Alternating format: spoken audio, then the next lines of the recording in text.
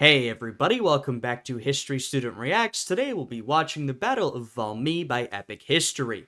Now they've done a lot of great videos on the Napoleonic Wars, but today we're getting some of the French Revolutionary Wars before Napoleon's ascent to power. Some really interesting stuff. I'm a big fan of this era of history. But before we get into this one, I'd appreciate it if you guys would leave a like on the video, subscribe to my channel, and check out my Patreon, which is linked down below. Now with all that out of the way, let's jump right into this reaction. 14th of July, 1789. The Bastille. The Bastille, symbol of French royal tyranny, has been stormed by the people. For too long they have suffered rampant taxation, forced labor, and now famine. All while the king and aristocracy live in gilded luxury. No more. In the tennis court oath, representatives of the people swear to curtail the power of the king. And those representatives at the tennis court oath are essentially an offshoot of the Estates General, right? The economy's doing badly in France. The king calls the Estates General, which is the closest thing France has to a legislative body. It's made up of three different estates, or groups. The first estate, which is the clergy, the second estate, the aristocracy, and the third estate, which is everybody else, the vast majority of the population. As you can imagine, the Estates General was very much weighted in favor of the first two estates. And so what the third estate does, their representatives, they say, you know what, screw this, we're out. We're going to go form our own thing, which is how you get the tennis court oath. And establish a constitution. A fervor for the rights of man and the citizen is sweeping away the old regime. A new age is dawning in Europe. An age of enlightenment, equality, and reason. Yeah, I mean, look, the 18th century in Europe is, of course, what we know as sort of the era of the Enlightenment philosophically, right? There's a lot of these Enlightenment thinkers popping up. And there is some Enlightenment policy put into place, especially near the end of the 18th century. However, a lot of that materializes with the American French revolutions, and then a lot of it sort of catches on as you head into the 1800s with the liberal politics of that era. An age of upheaval and war. An age of revolution. Oh yeah. The Battle of Valmy, birth of the French Republic. In the first euphoric days of the French Revolution, hopes for the future are high. In the aftermath of the tennis court oath, France is governed by a National Assembly, a government of elected deputies dominated by Enlightenment thinkers of the middle class. The Assembly drafts a new constitution for France, a formidable challenge, while also directing foreign and domestic policy and attempting to contain a massive economic crisis. Yeah, they've got a lot of issues on their hands, and when we talk about the representatives of the Third Estate, right? The Third Estate is everybody outside of those other two estates, right? The vast majority of people in France. However, as you can imagine, their representatives tend to be from the sort of middle and upper classes of the common folk. So we're talking about lawyers, bureaucrats, business owners, bankers, these types of people, right? They're the ones making up the representatives of the assembly here. And especially in the early days of the revolution, they're the ones really pushing for political change, revolutionary change. Now, a lot of that fervor will sweep through the streets, really picking up everybody, but especially at this point, those sort of middle and upper class common types, they are the driving force behind this revolution, and the assembly is made up of mostly, though not exclusively, those kinds of people. At first, most deputies favor a constitutional monarchy. But King Louis XVI and his supporters are disgusted by the idea. They have no intention of sharing power with the Third Estate, the common people. and wished Yeah. to see the king's absolute power restored. In June 1791, Louis tries to flee the country to seek aid from loyalist forces on the French frontier. And remember, the revolution begins in 1789, so it's already been a while by the time the flight to Varennes happens, which is what this is named. And during that period, there's sort of been a back and forth between Louis and the Assembly, the revolutionaries, where he's been trying to maintain his power, but he's really been backed into a corner. Louis sort of been forced so far to go along with the revolution, to, in many ways, pretend like he's fine with what's happening when he's clearly not. He's angry. His wife is even angrier. She was even more conservative than he was. He was, in fact, a bit of a vacillating character, going back and forth, a bit indecisive. But at this point, it's been too much, and they try to flee the country to, catch up with their royalist allies and take back France. It's not quite going to go like that. But he is caught at Varennes. Louis and his family are brought back to Paris under armed guard. Yeah. This is really a turning point for the French Revolution, right? As they were saying, up until this point, people are mostly advocating for a constitutional monarchy. They want to work with the king, and the king is pretending that he wants to work with them, even though he doesn't. Well, at this point, it becomes pretty clear to everybody that's not going to happen. The king has now openly opposed the revolution. In fact, when he fled, he left a letter behind, basically saying, "I hate all of this. How dare you turn against me after everything I've done?" So it was clear to everybody what had happened. And now people are saying, well, maybe we can't work with the king. What do we do now? And you start hearing that, word being passed around, republic. Ooh, pretty scandalous in the early days, but it's going to catch on. This outright betrayal by the king fuels a growing divide between those who still believe in a constitutional monarchy and those who want to end the monarchy for good and create a republic. In September... And the Overton window is really shifting, as in the beginning, in 1789, when this thing kicks off, you're on the conservative end of the spectrum would have been full-blown monarchists, those who want the king to have all the power. And on the far left-wing side would have been constitutional monarchists, right? Those who still want the monarch but want a constitution too, want some constraints on the king's power. But now things are shifting, and we're going to get to the point where the right wing are now people who want a constitutional monarchy. They're the moderates and the conservatives, basically. And the left wing are now people who want a full-on republic. And of course, there are debates among that group. Who do you want to vote? How far should the franchise be extended? Things like that. But the Overton window is really shifting in a radical direction. September 1791, a new constitution is agreed. The king retains significant powers and will oversee a new French government, the Legislative Assembly. But it is hindered by internal division.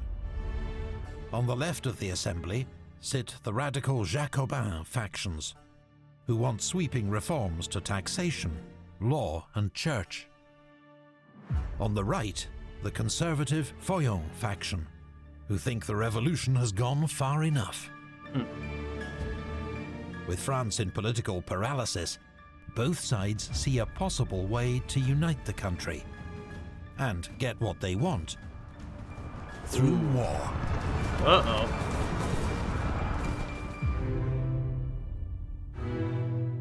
His Majesty, the Emperor, and His Majesty, the King of Prussia, regard the present situation of His Majesty, the King of France, as a matter of common interest to all the sovereigns of Europe, from the Declaration of Pillnitz. Uh-oh, I imagine we'll talk about this declaration. It's a big deal. In 1792, the great concern of Europe is not France and its revolution, but Poland. The once mighty Polish-Lithuanian... France and its revolution was quite a concern at that point. So, there were more than one concerns, but, France was a big one. But Poland, the once mighty Polish-Lithuanian Commonwealth, has long been in decline. In 1772, its rapacious neighbours, Austria, Prussia, and Russia had agreed to share out the Commonwealth's border provinces. But there is more to come. In the summer of 1792, Empress Catherine of Russia becomes concerned at a possible Polish resurgence and sends in her troops. Yeah, I mean, at one point, Poland-Lithuania really rivals Russia in power. In fact, you could argue that Poland is at one point more powerful than the Russian state. But in the late 1700s, we've gotten to a moment where, through an era of long decline, Poland's neighbors are now eating it up. They're taking all of its territory. Austria and Prussia watch on, determined that any Russian gains at Polish expense are matched by their own. Yeah. For the moment, events in France are therefore of secondary importance. Yeah, I mean, out in the east, you've got these three pretty land-hungry powers, Austria, Prussia, and Russia. Especially Prussia and Russia are land-hungry, but all of them.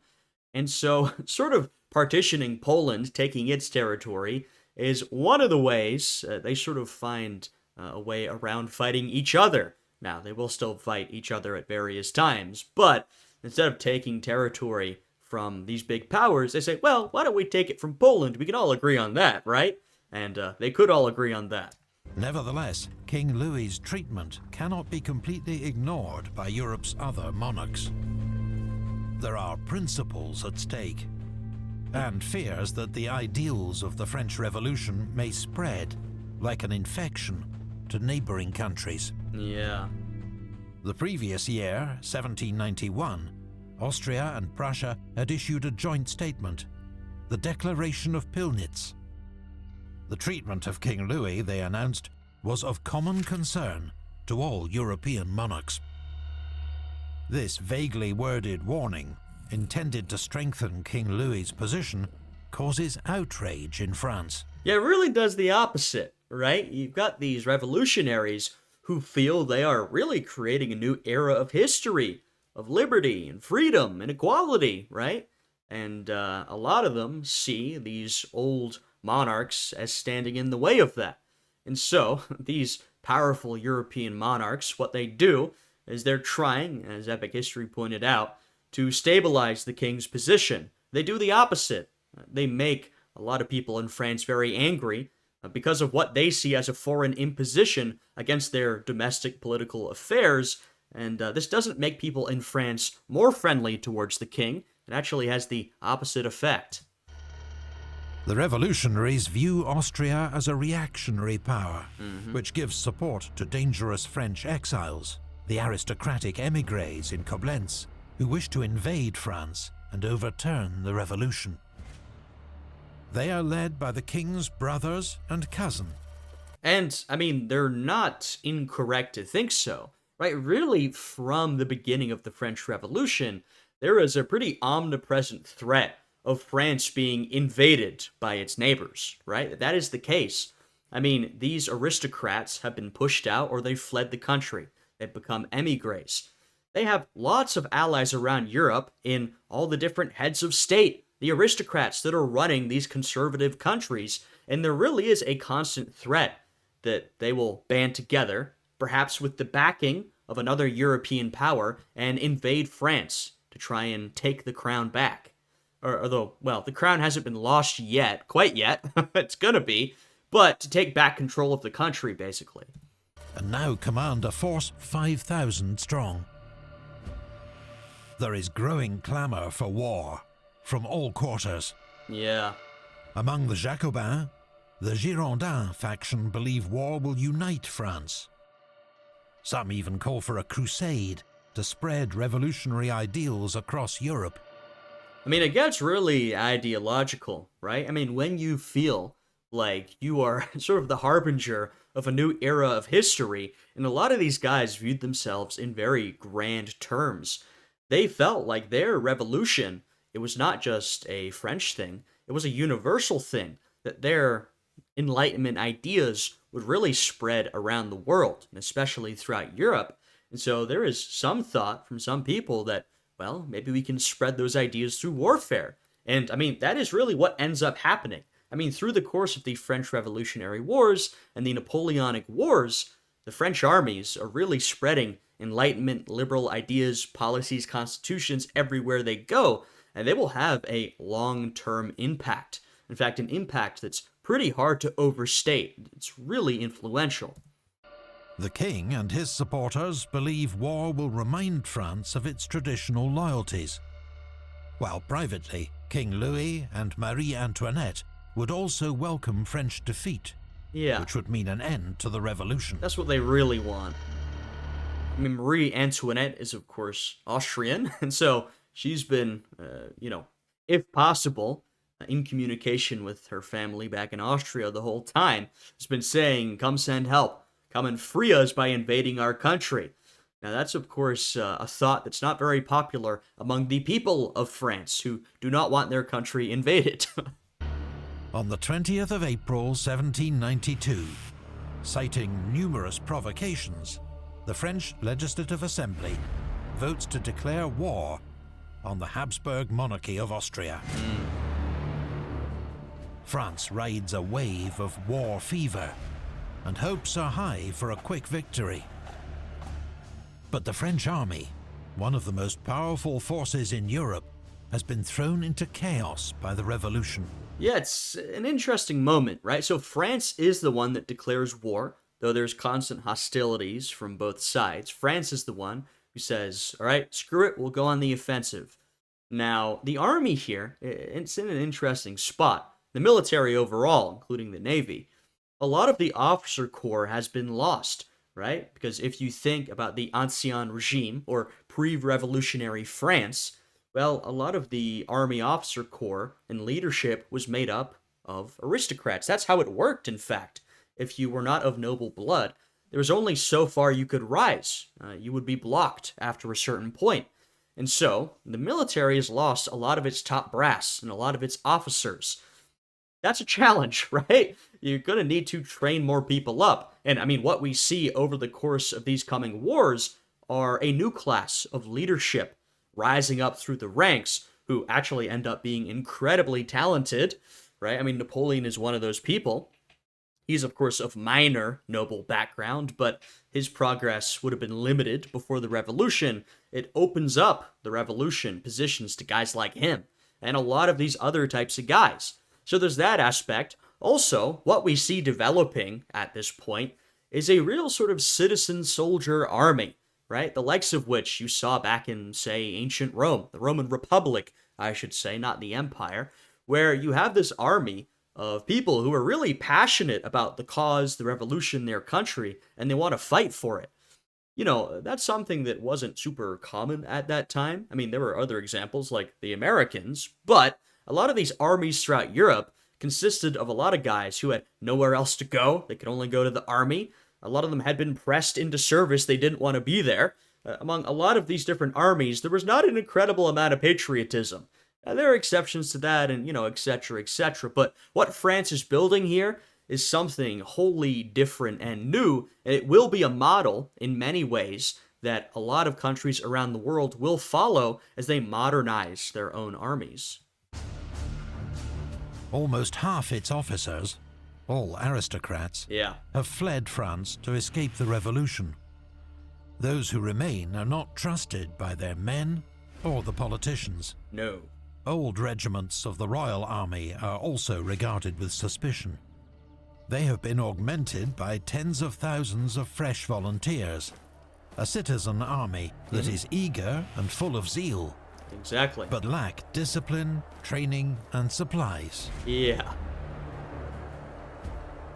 France hopes to capture the Austrian Netherlands, modern Belgium. I mean, we're talking about this new French model. When the war begins, these, Austria in this case, but really the other European powers who are opposed to France, they don't think France has much of a shot. It's lost, as they said, half of its officer corps. It doesn't trust the aristocrats who are still in service. It doesn't trust the remnants of the old royal army. And so what it's got is this cadre of fresh, enthusiastic candidates who have little training, not enough supplies. These other European powers are like, they don't stand a chance. Now, we'll see how things actually play out. And this is why I was just saying, this is a model that will be copied. But in the moment, France's enemies, they don't think this model is going to work. They think that France is essentially done for. A rich province and a seemingly easy target. The experienced generals Rochambeau, Lafayette, and Luckner share command of 3 frontier armies, but cannot agree on a plan. And the fragility of their new recruits is soon exposed. Yeah.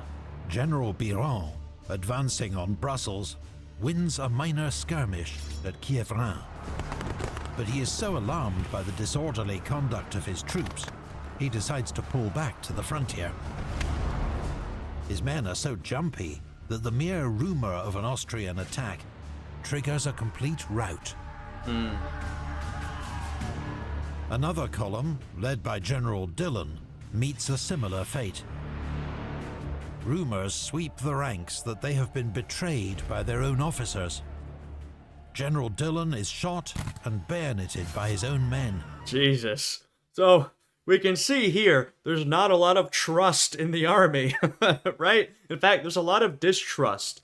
And we can also see that the concerns about this new French army are not unfounded. In fact, they are very founded, The concerns about lack of experience and distrust and lack of leadership, well, we can see that all playing out here. Now, there are some upsides that we will see, but these downsides are very real. His body dumped onto a fire.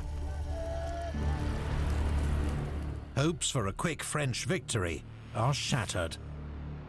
And instead, a crisis is brewing. Yeah.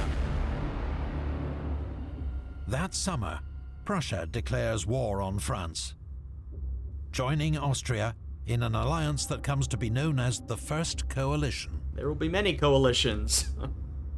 Together, they plan to invade France, crush the revolution, and restore the powers of the king. Piece of cake. The Prussian army is led by the Duke of Brunswick, regarded as Europe's best general. Yeah, and once again, these guys are now seeing the French, they don't know what's coming. They are not ready. Austria, they're feeling pretty good about their position. Prussia, it is known as one of the greatest military powers in the world. They're feeling very confident about their abilities to defeat this fresh, new French force, right? So, the First Coalition, they're feeling pretty good about their chances. On the 25th of July, he issues a declaration. If any harm should come to the French royal family, he will bring down an ever-memorable vengeance upon the people of Paris. So we remember the Declaration of Pillnitz, right? This has much the same effect, but really much larger, right? This is a moment of fear and panic. People are worried about the war in France, which doesn't seem to be going well. And now this threat comes down. Well, that panic, fear, it erupts. Threatening to destroy the city and execute all rebels. 6 days later, the Duke of Brunswick crosses the Rhine and advances into France. Paris is in uproar. Yeah. Enraged by Brunswick's threat, the National Guard storms the King's Palace, the Tuileries, on the 10th of August. Swiss guards and royal staff are slaughtered. The king and his family take refuge with the Legislative Assembly, and although they survive the massacre, they are now prisoners of the Jacobins. Yeah. The French army is in disarray. And they also massacre a bunch of the political prisoners they were keeping, a bunch of aristocrats, right? So this causes, as they said, uproar and violence in Paris itself. The government in turmoil. The enemy is marching on Paris. Doesn't look great for France. The France. revolution is in mortal danger. Citizens, the fatherland is in danger. May those who will obtain the honor of marching first to defend what is most dear to them always remember that they are French and free. Alrighty. After the disastrous invasion of the Austrian Netherlands, it is obvious that France's citizen soldiers cannot yet be relied upon.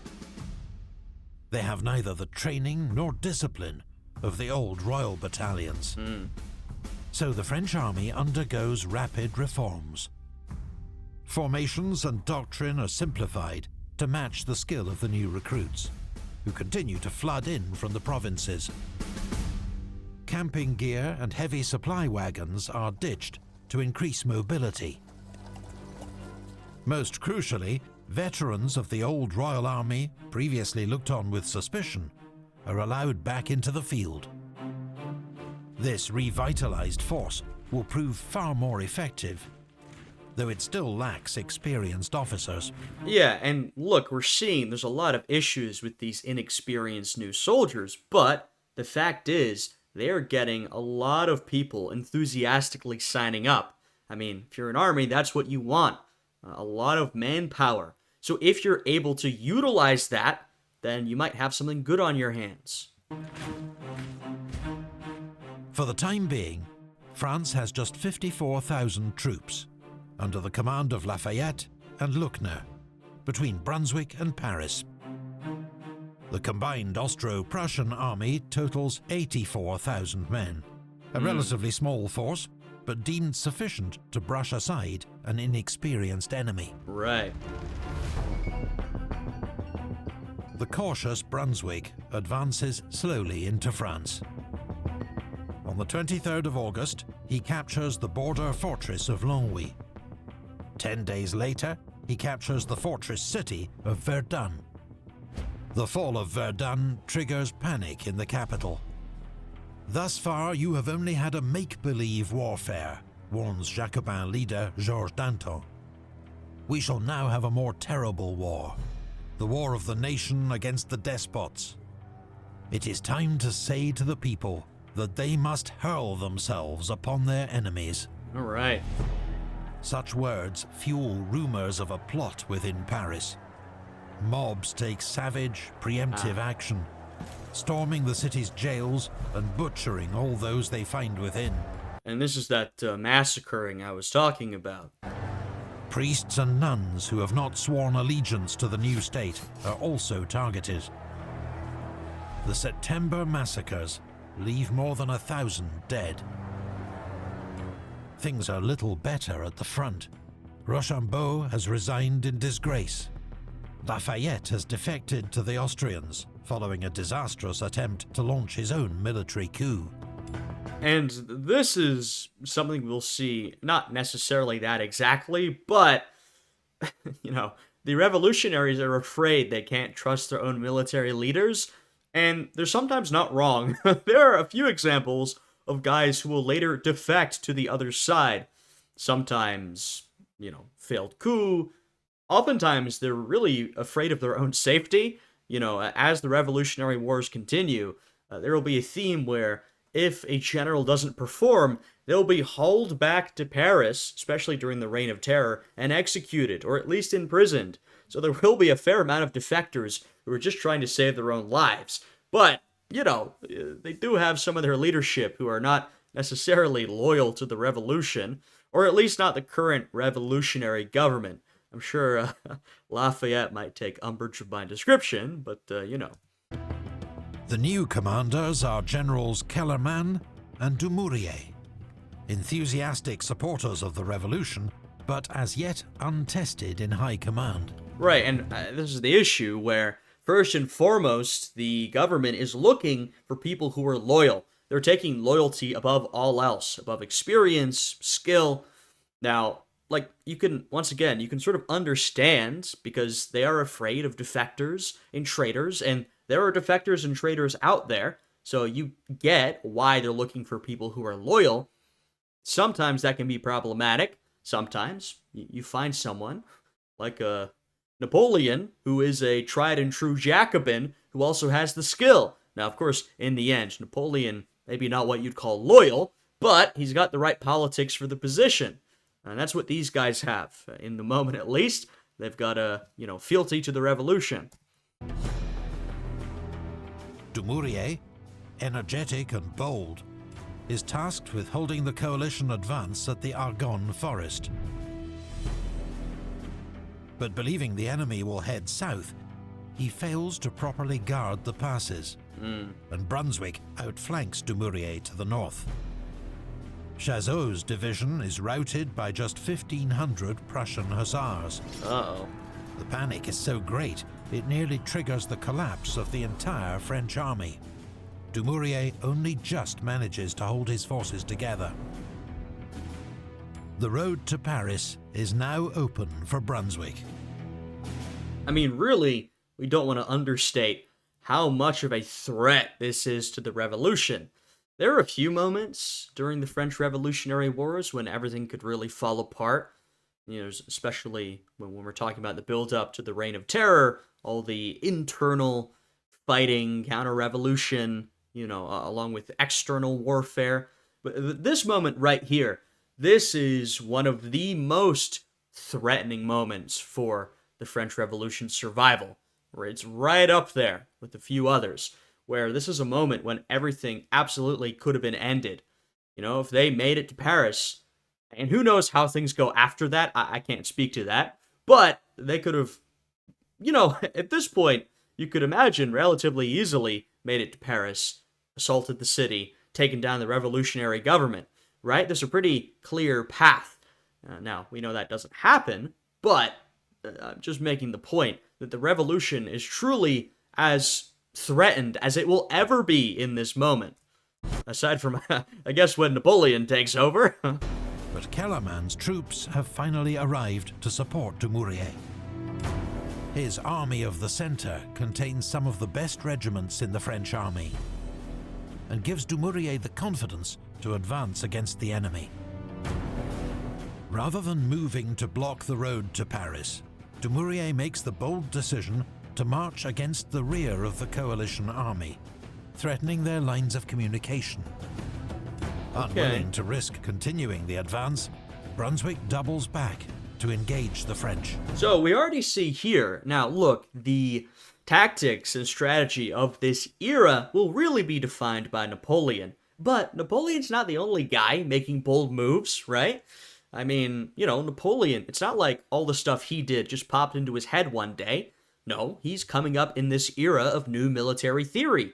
Now, he's really the best to do it, but what we see are that even at this point, these French revolutionary generals are willing to be a little more bold than some of their more conservative old-school contemporaries. And this theme will repeat time and time again with Napoleon.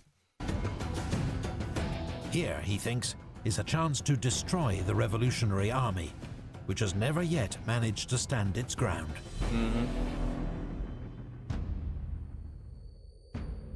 Arise, children of the fatherland. The day of glory has arrived. Ah.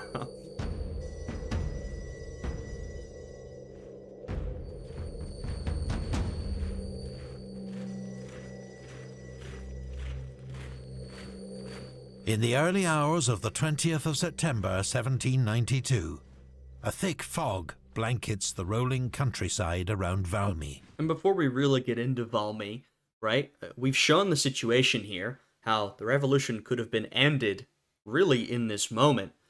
This is another one of those turning points, Valmy, right? This is an extremely important moment in the continued existence of the revolution. Brunswick's advance guard, marching east, runs into General Valence, holding the village of La Lune. Valence's men are veterans of the old Royal Army. They put up a stiff fight and buy time for the rest of the French army to deploy on a ridge just west of Valmy. Brunswick had not expected such determined resistance. He decides to wait until more troops have arrived. And, I mean, this is going to be a really extraordinary battle. Like, really something pretty crazy. I think a big part of this sort of comes from the expectations going in, right? Brunswick, the Prussians, have an expectation of the French army. Their expectation is that they will meet with little resistance and the French will flee. That's what they're expecting. So, we'll see what they actually get. And I think them going in with that expectation, it impacts how they react to what happens. Before launching his assault, The two armies are now of almost equal size, about 36,000 French facing 34,000 Prussians. Both sides also bring up their artillery, 40 French guns against 56 Prussian. While the Prussians have greater numbers, French guns are better positioned on the hills. The French artillery has also been less affected by the revolution than other arms. They are experienced, disciplined, and benefit from the famous Gribeauval system, which has improved and standardized artillery equipment. I mean, of course, not that Napoleon's here, but Napoleon, what is he? He's an artillery guy, right? As both sides open up a deafening barrage, Dumouriez and Kellerman ride up and down the lines, exposing themselves to flying round shot, encouraging their men to hold firm. French troops show their resolve by roaring out a new revolutionary song that is all the rage that summer, La Marseillaise. It will remain all the rage up until the modern day. As the artillery duel drags on, it becomes clear that the French will not be so easily broken. Yeah. At 1 p.m., Brunswick orders a general advance.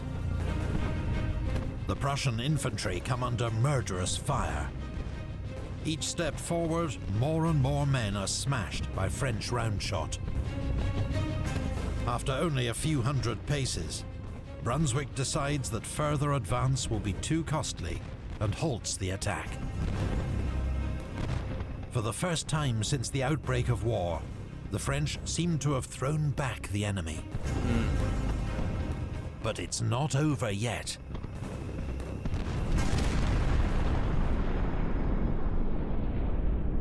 A Prussian cannonball strikes an ammunition wagon. Ranks of men are knocked down. The artillery duel halts briefly as men gaze in awe at the explosion. Jesus. A Prussian officer urges Brunswick to seize the moment, but Brunswick hesitates, while a young French brigadier, the future King Louis-Philippe, rides up with 2 batteries of horse artillery to shore up the line. Kellerman, too, is on the spot, raising his hat and shouting, "Vive la Nation!" In previous engagements, the French had broken at the first sign of danger. At Valmy, they hold firm. And that's what characterizes this battle, is the French holding firm, and holding firm pretty enthusiastically all this time. Singing La Marseillaise, chanting Vive la Nation, right? All these revolutionary chants, while the Prussians hesitate. They have an opening, they don't take it. Brunswick decides to hold back. He's being cautious, but maybe a bit too cautious. From the Royal Veterans to the Raw Volunteers, the exhausted gunners to the brave generals. At 5 p.m., with rain falling and ammunition running low, firing dies out on both sides.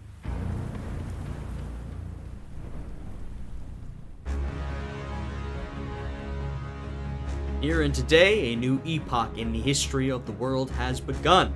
You can boast you were present at its birth. Goethe. Valmy was neither a large nor costly battle. There are just a few hundred casualties on both sides. Yeah, I mean, we did not see a large-scale, infantry engagement there. It's largely an artillery match between the two. So then, why is this such a turning point? Why is this such a big moment? Well, because it's the first time in a major engagement like this that the new French army is able to stand its ground. And, I mean, this is some pretty good propaganda for the revolution. I mean, really the story that spreads around, which is pretty accurate, is the two armies come face to face, they're exchanging fire, and the French stand there, chanting, singing La Marseillaise with their passion, and the Prussians are so taken aback and afraid that they can't even advance. They pull back, right? Now, of course, that's exaggerated a bit, but there is some truth there, right? The truth is that the French in large part through the enthusiasm of their soldiers, are able to stand firm, and the Prussians under Brunswick, seeing even a bit of resistance that they didn't expect, they decide it's not worth it, and they don't engage, right? So that's why this is such a big moment, even though it's not actually a massive engagement between the two forces. I mean, this is a massive symbolic win for the French. It may not be a big battlefield win, but, you know, a big symbolic win, and it's got a lot of significance. There are just a few hundred casualties on both sides. Some debate whether it should even be called a battle at all. Yeah? But it is a crucial moment of the French Revolution. Oh, yeah. With its very survival in jeopardy, the Revolutionary Army, augmented by the old Royal Army, has stood its ground and checked the enemy invasion. The next day, emboldened by news of victory, France's new National Convention abolishes the monarchy and proclaims a French Republic. The French army pulls back to better defensive terrain. The Prussians are left to fend for themselves in a hostile country. Heavy rain continues to thrash the armies through September, while desertion and disease reduce Brunswick's main force to just 17,000 effectives. The Prussian general has had enough. His well-drilled soldiers are a precious resource, not to be thrown away on a doomed enterprise. What's more, the situation in Eastern Europe seems a more pressing concern, where Poland is about to be carved up once more.